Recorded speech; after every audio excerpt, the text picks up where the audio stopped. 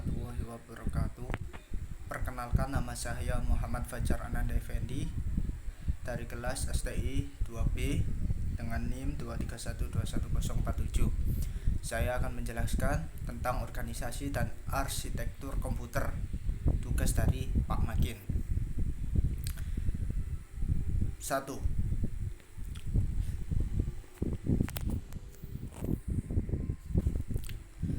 Ceritakan tentang memori dan permasalahannya. Memori komputer adalah komponen krusial yang mendukung kinerja dan fungsional keseluruhan sistem komputer, memainkan peran penting dalam pengolahan data dan pengalaman pengguna.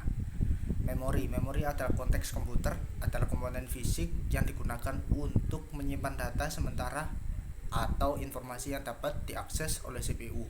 Ini mencakup RAM dan penyimpanan jangka panjang seperti hard drive dan SSD.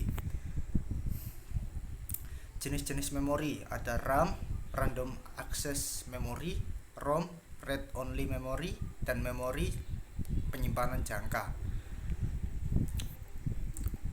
Pentingnya memori dalam kinerja komputer, kualitas ini dan kapasitasnya. Memori komputer mempengaruhi kinerja keseluruhan sistem komputer. Memori yang cukup dan cepat dapat meningkatkan responsivitas sistem dan kemungkinan penggunaan aplikasi yang lebih kompleks. Evolusi dan teknologi terbaru. Teknologi memori terus berkembang dan upaya meningkatkan kecepatan, kapasitas, dan efisiensi daya. Contohnya adalah DRD, RAM, NVMe, dan SSD yang menawarkan kinerja yang lebih baik dibandingkan generasi sebelumnya. Keterbatasan kapasitas. Permasalahan pada memori. 1. Keterbatasan kapasitas. 2. Keterbatasan pada arsitektur sistem. 3. Fragmentasi memori.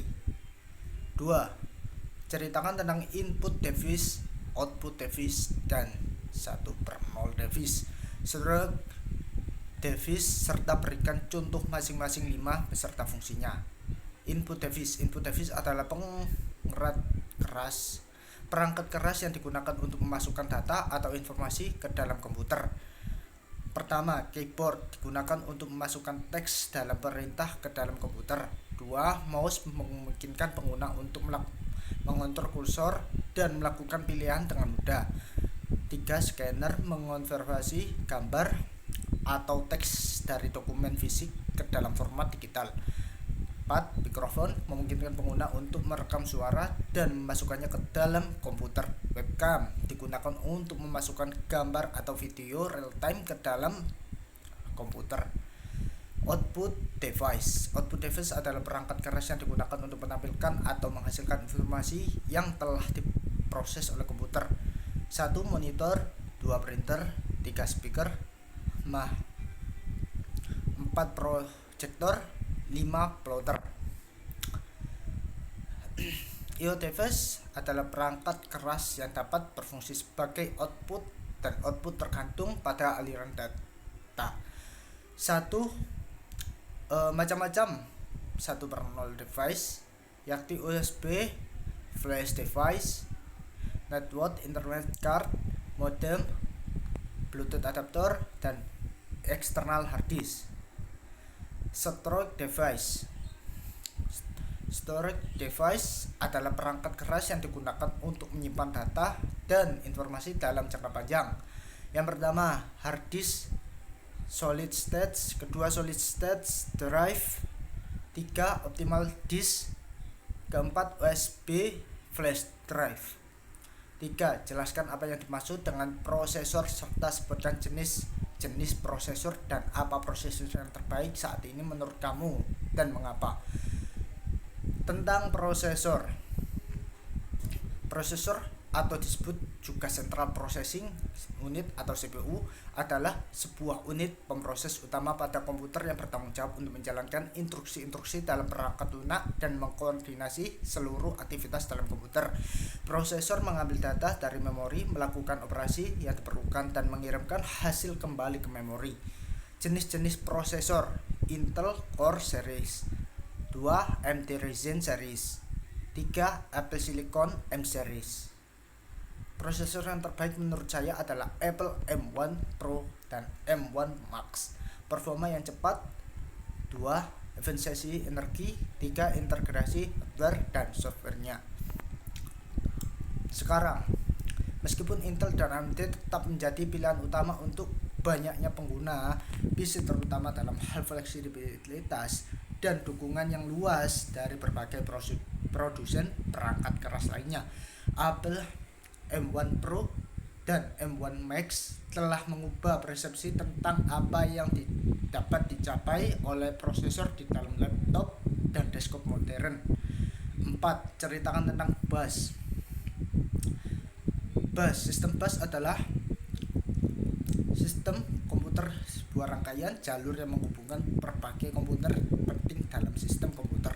Bus berfungsi sebagai saluran komunikasi untuk mentransfer data, sinyal kontrol, dan daya antara CPU, RAM, perangkat input atau output, serta perangkat penyimpanan. Tipe-tipe bus ada 3, yakni bus data, bus alamat, bus kontrol. Fungsi utama dari bus: transfer data, mencapaikan alamat, dan pengiriman sinyal kontrol. Karakteristik lebar bus width. Kemudian kecepatan bus speed. Penggunaan dalam komputer, yakni internal bus, menghubungkan CPU, memori, dan bus eksternal. Yang kedua, external bus, menghubungkan komputer dengan perangkat eksternal seperti printer, mouse, dan jaringan. 5. Yang terakhir, sebutkan spesifikasi komputer terbaru saat ini dan apa keunggulannya. A. Prosesor CPU. Contoh Intel Core i9 12900K atau AMD Ryzen 9 5900X. Keunggulan prosesor ini menawarkan performa tinggi dengan banyak core dan thread, cocok untuk multitasking, gaming, dan aplikasi berat lainnya. B. Kartu grafis GPU. Contoh Nvidia GeForce RTX 3080 atau AMD Radeon RX 6900 XT. Keunggulan kartu grafis ini dirancang untuk gaming dan rendering grafis yang intensif. Mereka menawarkan performa tinggi, ray tracing, real time, dan dukungan untuk resolusi tinggi 4K dan di atasnya. C. RAM.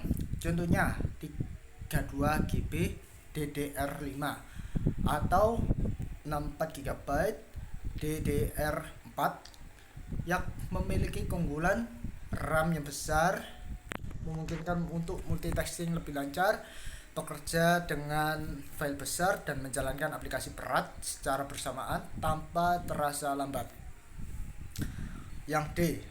Storage. Contoh SSD NVMe PCLE Gen 4 dengan kapasitas 1TB atau lebih. Keunggulan SSD NVMe PCLE Gen 4 menawarkan kecepatan transfer data yang sangat tinggi, mempercepat waktu booting sistem, loading aplikasi, dan transfer file.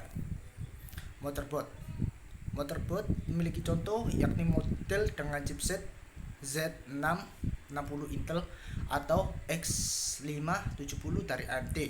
Keunggulan motherboard ini mendukung koneksi cepat dan stabil untuk semua komponen termasuk USB 3.2 Gen 2, Wi-Fi 6E, dan PCIe 4.0 untuk SSD dan kartu grafis. Sekian dari saya. Bila ada salah, maafkan. Wassalamualaikum warahmatullahi wabarakatuh.